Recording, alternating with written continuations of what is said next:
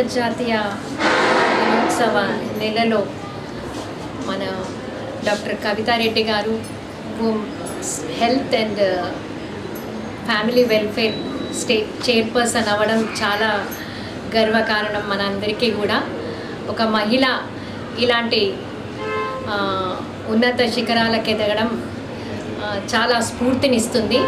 ఈ ఒక్క పోస్ట్ ఈ ఒక్క చైర్పర్సన్గా కాకుండా తను ఇదివరకు సెక్షువల్ హెరాస్మెంట్, మహిళలపై లైంగిక వేధింపుల డిస్టిక్ లోకల్ కమిటీ చైర్పర్సన్గా ఉండే, ఇప్పుడు సెక్యూరిటీ కౌన్సిల్ చైర్పర్సన్గా, అలాగే కవితారెడ్డి ట్రస్ట్ ద్వారా స్టేట్ ఫుట్బాల్ అసోసియేషన్కి దానికి కూడా ఎన్నో ఆట పోటీలు నిర్వహిస్తూ అమ్మాయిలను చాలా ప్రోత్సహించడం జరిగింది.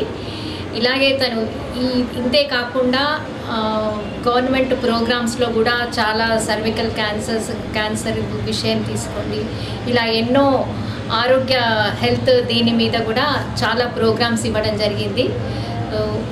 I'm very proud of her.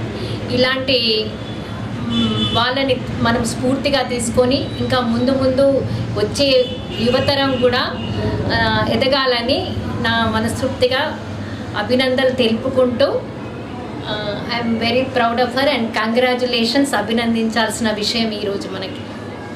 నిన్న హైదరాబాద్లో Indian Institute of Health and Family Welfare చైర్పర్సన్గా నిన్న ప్రమాణ స్వీకారం చేయడం జరిగింది.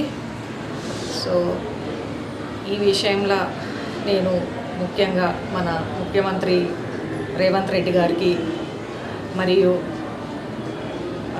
మన ప్రభుత్వ సలహాదారుడు సుదర్శన్ రెడ్డి గారికి మరియు వేం నరేందర్ రెడ్డి గారికి మరి పిసిసి అధ్యక్షుడు మహేష్ కుమార్ గౌడ్ గారికి, మన ప్రభుత్వ సలహాదారుడు షబీర్ అలీ గారికి మరియు హెల్త్ మినిస్టర్ దామోదర్ రాజనరసింహ గారికి, ఇతర ఎవరైతే నేను ఆ సీట్కి అర్హతలు అనుకున్న వారి అందరికీ కూడా, మన ఎమ్మెల్యేస్కి, మా పార్టీ లీడర్స్కి కానీ, నిజామాబాద్ జిల్లా వాసులకు, నా వెల్ విషర్స్కి, మా డాక్టర్స్కి అందరికీ కూడా నేను ఫస్ట్ ధన్యవాదాలు తెలుపుతూ, ఈ అవకాశము నాకు ఎంతో నమ్మకంతో ఇచ్చినందుకు నేను డెఫినెట్గా నా వంతు కృషి నేను చేసి ఆ ఇన్స్టిట్యూట్ని ఇంకా కూడా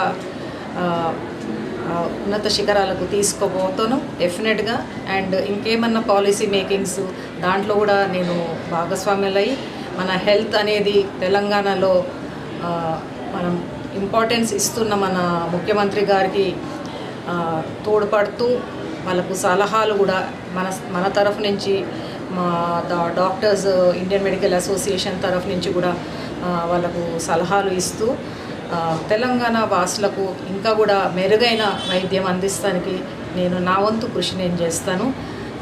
ముఖ్యంగా నిజామాబాద్ వాసులకు అందరికీ కూడా మరి ఒకసారి నేను ధన్యవాదాలు తెలుపుతున్నాను.